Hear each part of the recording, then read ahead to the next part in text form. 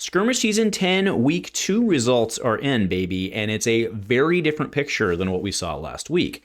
Now, not only was this a more narrow field in terms of the points distribution, but remember that Week 2 was our big week with the most points on the table. As such, some shifts happened and one of our heroes LL'd out. And that is a big deal, not just because he's leaving, but also because it actually refocuses some points during Week 3 to other heroes and potentially impacts acceleration. A huge shout out to our channel members for supporting what we do here. If you want to get involved with the channel and the Dice Commando community, please consider joining as a channel member. Remember, these videos are only possible with your support. You can show that support with a like, a subscribe, and by leaving us a comment and sharing your feedback. Community first, and go Commando. Ride my horse down the Old Town Road, ride until I can't no more. Well, Victor, my friend, you can't ride no more, at least not in Blitz, because you have officially LL'd, and congratulations to everyone who got Victor points. You have now secured yourself a living legend, or I should say a Roll of Honor spot for getting him there, and congratulations. And welcome everyone to Dice Commando, and go again, a fabulous cast for, let's see if I can get this right, Week 2 of Blitz Skirmish Season 10, I did it, points recap, okay? That's what we're going to be talking about today, as well as projections for Week 3. Now, this one's pretty exciting to me because, I didn't think Victor was going to go this week. I thought I was going to go next week. So I think that's very interesting. Plus, we really see a very different distribution this week. Plus, we need to remember, I'll go ahead and throw the points up. Remember, this is our big week, right? It's a 3-week Blitz season. Next week is really not that large. And this was our big week. So the fact that we saw a very different points distribution, it carries a lot of weight, both figuratively and literally. Right. So that's pretty cool. Like I said, the Victor thing did surprise me that he went this early, but we also saw a lot of the big players like Blaze, for example. She's up there. Now, before I throw up the LSS results, I do want to put one thing in perspective. I've used the term that the points distribution was more narrow. We actually had 28 heroes win events this week, whereas last week we had 27. So from a certain point of view, me saying that it is a more narrow distribution is not true from a hero standpoint. But if you really look at where the points went, especially in a week that had more events, right? If you look at where the points distribution is, it's actually more in like what we would have expected. So that's what I mean by that, not the number of heroes that earned points, but where the points went, okay? So to go over to LSS's breakdown, again, thank you to LSS. I really enjoy these graphics and getting to see where all the points went.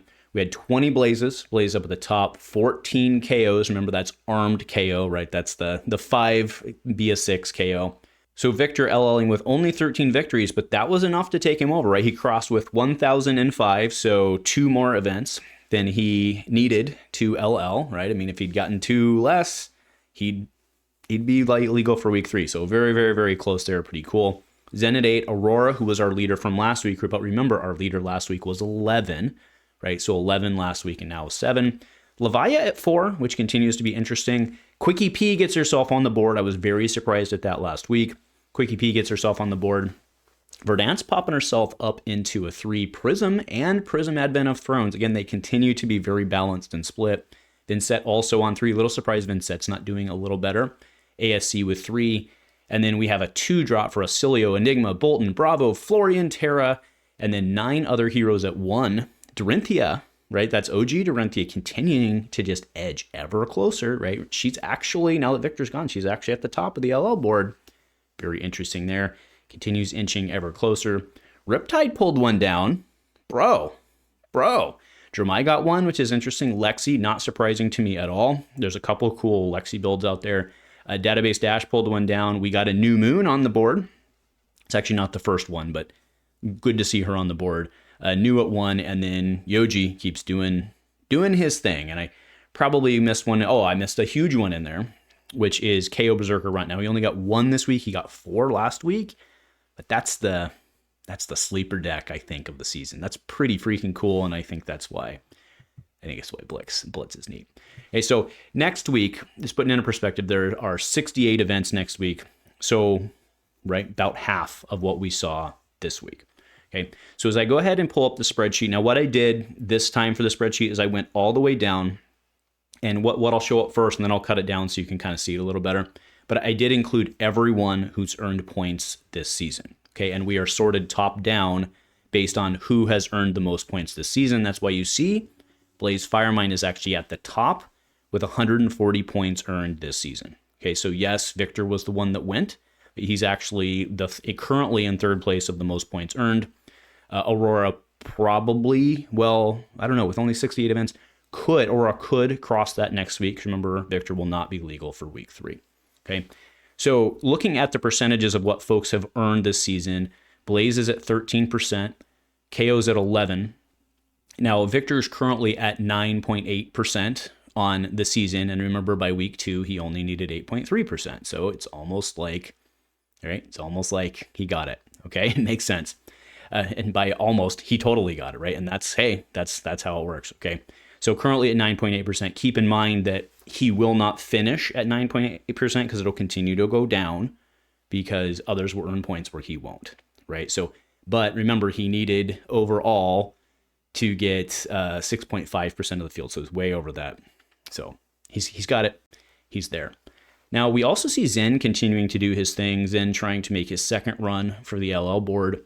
But after that, it really starts trailing off pretty quickly. Okay, so this week, week 2, we see that we get a smattering of heroes really in that 10 to 15 range. But the big winners this week, right, we had Data Doll, Zen, Aurora, Victor, Kayo, and Blaze. Now that looks like a lot more, should I say, what we expected to see going into the season, right? Last week, there was some really cool stuff. And again, that's what makes Blitz awesome. Other people don't like it. I love it. I think that's what makes Blitz great, is that crazy things can happen, like Shiana winning your LGS. We didn't see a Shiana this week, right? Won our Blitz, right? I love it. Absolutely love it. But again, as we went into the peak, the more points this week, we saw the meta start to firm itself up. Okay, now, let's keep in mind, though, that Victor's gone. So looking at week 3, okay, now again, we're all on board. We came to the conclusion, I think during the scope, we were like, I think Victor's going to go, and I think no one else will. Holding firm on that. But now if we consider that Victor's potential points from next week get redistributed to, say, Blaze, say Kayo, someone like that, maybe perhaps, actually, I hadn't thought about this until right now, but if those Victor players go into like Fatigue Guardian, I suppose we could see Yoji pop up, I suppose, or maybe even Bravo, right? Bravo, actually, so he's not doing super great for this. Is he even on the board? I don't think he is. He's down there. He has 765 points. So I suppose people could go over to Bravo. I mean, Bravo's pretty legit, right? You do the turn 0 aura thing and you put yourself on a pretty good spot for the rest of the game. That's pretty good. Yeah, maybe that. I could also see people going over to the other Guardians, just kind of like a Fatigue Shell type thing. Okay, so that's pretty much it for the breakdown itself in terms of where folks have performed. Now, what I think is really interesting here is if you look at kind of the changes, keeping in mind that you, of course, have a greater quantity than we had last week. So to say that Verdant's going from 2 to 3 is an increase isn't, that's definitely within the noise, right? But Verdance is someone who I continue to have my eye on. There's a Sergeant Verdance deck that I think is really good. So I wonder but again, if you're going to, maybe it's just because people are playing Wizard, playing Blaze, because she's more traditional. Blaze is really, really, really freaking good. That's probably more it, if we're being honest. And then probably the people who want to do, the Compose, Fatigue thing are probably on Florian. That's probably what's happening here, because I've actually been pretty impressed with that Verdance deck. It was really interesting to see. So Acilio actually still continued to get points. He dropped a little bit, but still did get some points and stayed on the board. But you have to admit that's pretty interesting, right? 28 heroes across the board, but the vast majority of those points again this week focused within the first 5 or 6 heroes. So the meta definitely shaping up. What will we see next week? I imagine more of the same, minus of course Victor. I wouldn't be surprised if Aurora does a little better. Ironically, Aurora actually does pretty well into Victor. I mean, she loses all her clashes, well, most of her clashes, right? But I think she'll do okay. I guess it really just depends on where those Victor players go and what they decide to do. So that'll be something to track next week. Another thing to track next week, will be to see if the roll the dice KO, right, OG KO, see if the number of wins on that pop back up, because I know that the deck kind of sounded like a meme, but now that it's been out there and it's in the wild, it's actually like starting to get some legs, right? And obviously we had 4 wins the week before. Again, that's because nobody knew what it was. So now that folks know what it is, but again, like sometimes you just can't do anything against a bulletproof for 20. I got to, what are you supposed to do, right? If they hit another one early, you've got to block and throw, and then they get initiative, and then they can come and basically guarantee it with all their stuff. I think that's really tough. So I wouldn't be surprised if we see a couple more next week. People coming out, having a little fun. Maybe they already got their wins. They got the rainbow foils. Come out, roll some dice, literally. Well, I guess that'd be, literally roll some dice. So anyway, I'll stop rambling at this point. Very exciting this week with Victor Gun. It changes quite a bit. Interestingly enough, Blaze might actually, because Blaze is pretty good into Victor. So actually that is interesting, because Blaze is pretty good into Victor. So if there's actually less Victors, does that actually hurt Blaze? Also something to watch next week.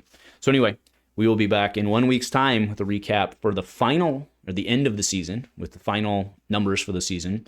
We'll see where Victor lands, but we know it'll be above 6.5%, because that's how math works. But where will Blaze end? Because remember, last week, Aurora was a big winner at 11%, and Blaze is all the way up at 13% now. Let's see, and go Commando.